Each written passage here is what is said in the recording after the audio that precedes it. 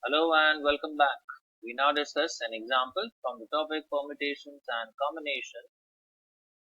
The question is, at a small gathering, after every member had shaken hands with everyone else, it was found that in all 45 handshakes were exchanged.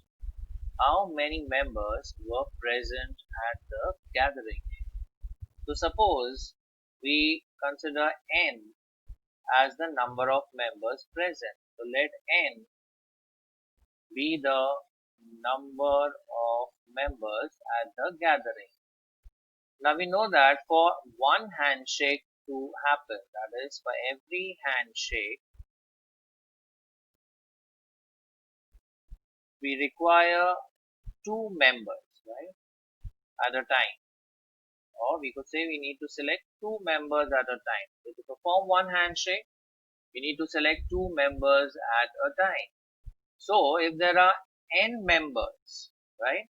So if there are n members, the number of possible selections, the number of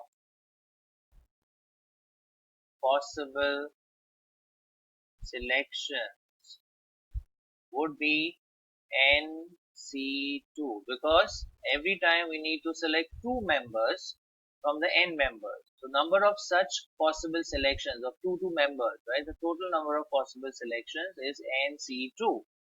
And the number of possible selections will be equal to the number of handshakes that have taken place, right?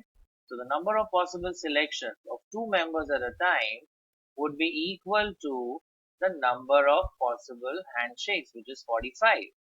So we have an equation that is NC2 is equal to 45.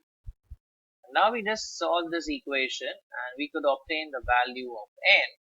Now NC2 would be simplified as n into n minus 1 upon 2 into 1 is equal to 45.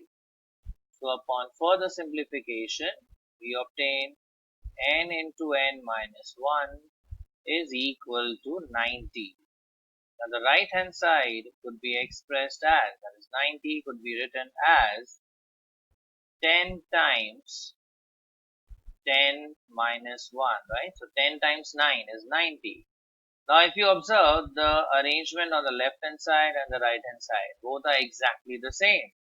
So therefore we could say by comparison, now if we compare both the sides,